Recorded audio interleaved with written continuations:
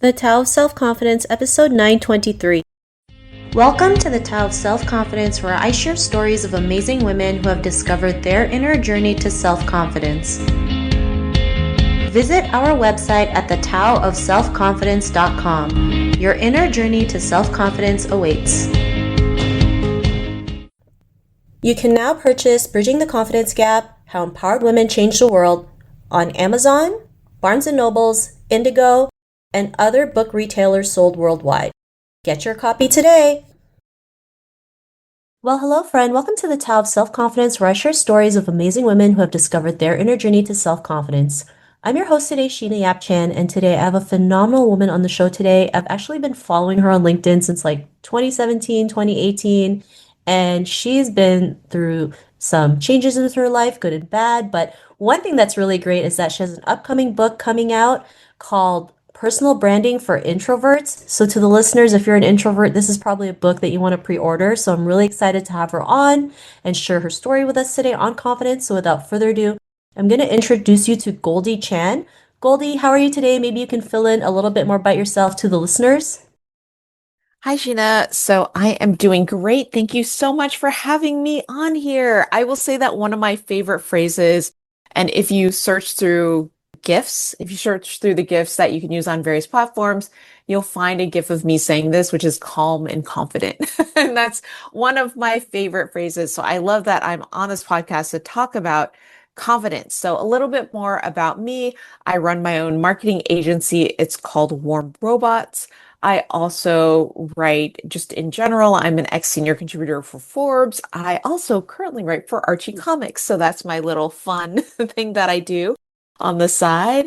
And when I'm not doing all of that fun writing and all of that other wonderful stuff, I'm usually speaking on stages around the world as a keynote speaker.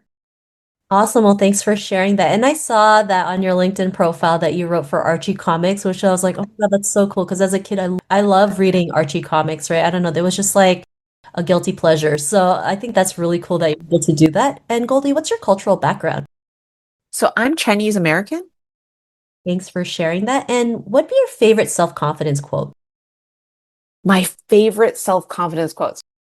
Joy is an act of resistance by Toy Derricott.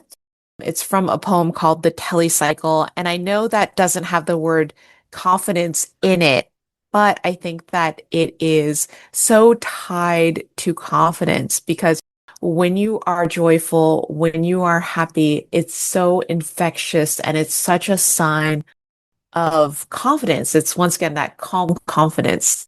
I think that it brings that energy to the table and people can sense it off of you. We're all animals after all. I love that quote because I'm someone who likes to procrastinate like there's no tomorrow, and that definitely doesn't give me joy. It gives me more anxiety. So having a quote like this is a really great reminder. I know it's probably not the best thing to say having a podcast about confidence, but it's true. I still resist a lot. I still overthink, but I've learned to kind of get over it a lot faster than before. So thanks for sharing that great quote. And in your own words, how would you define self-confidence? So I believe that self-confidence is the quiet belief that your voice matters, your work absolutely has value, and that you can handle what comes next. And I think it's very different than having ego. I think self-confidence is that way you present yourself in the room knowing that you are enough. I love that. And I know it's a great reminder to tell ourselves that we are enough, especially as women, especially as Asian women. You know, you're brought up a certain way, you're told to live a certain way.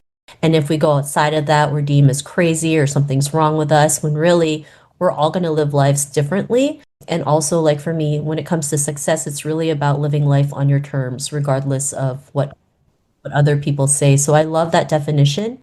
And Goldie, what was your life like before your discovery of self-confidence?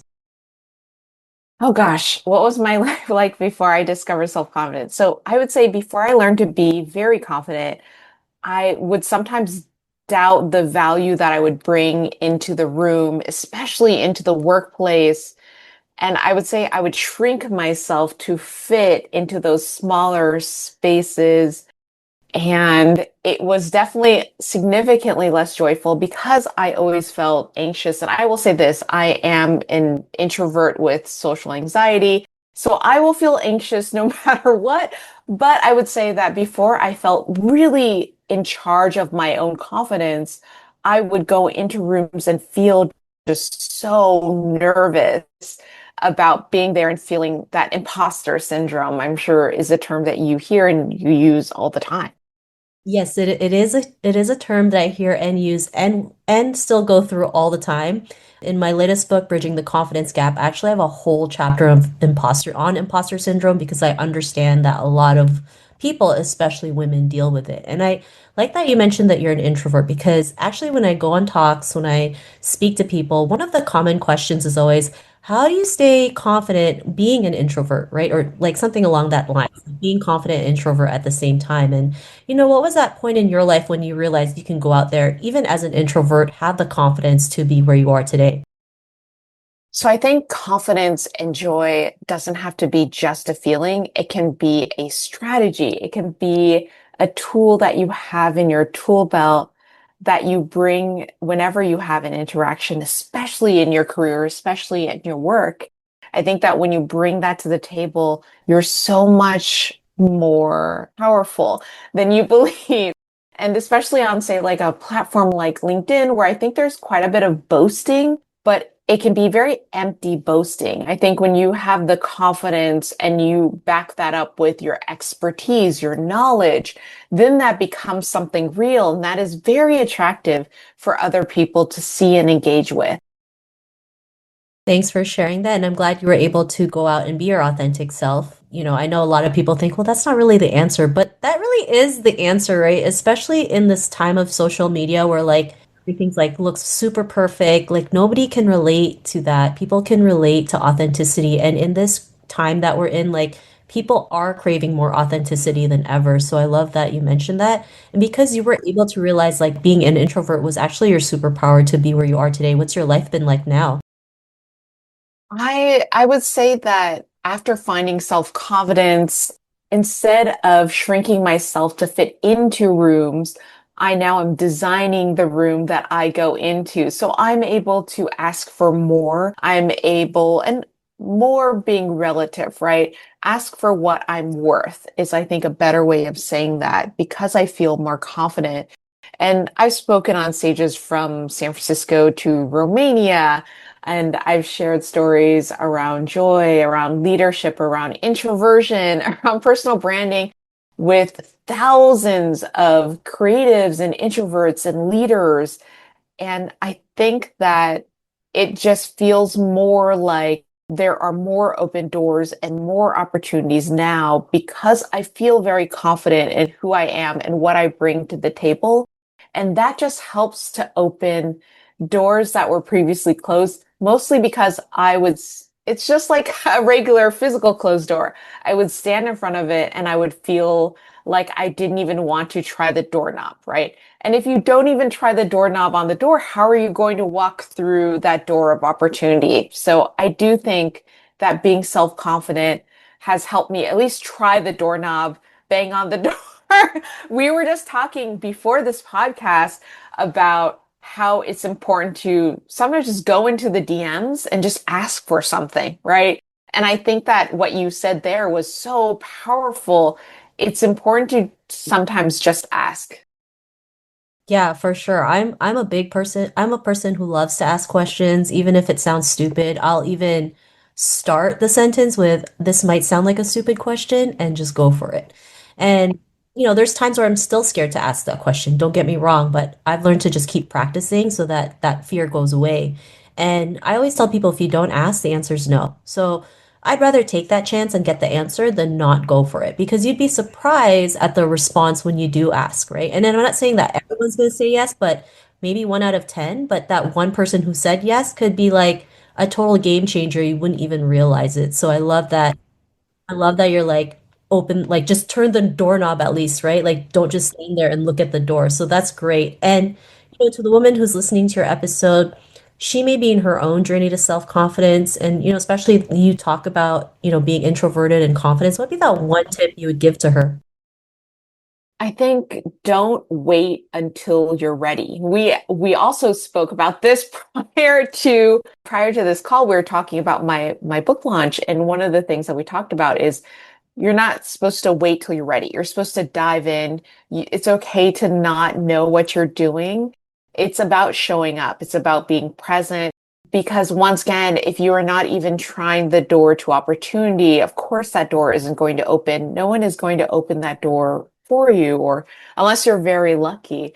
So it's so important to show up, try, fail, show up again, try, fail, and keep repeating that process because that is how you are going to get the winning results. That is how you are going to, Sheena, I know you have this, a best-selling book, right? A Wall Street Journal best-selling book, which is so incredibly impressive. So I think that it's so obvious to me that it happened for you because you kept showing up. And for me, I know that I grew my 100,000 or so followers on LinkedIn because I simply just kept showing up. And it wasn't glamorous.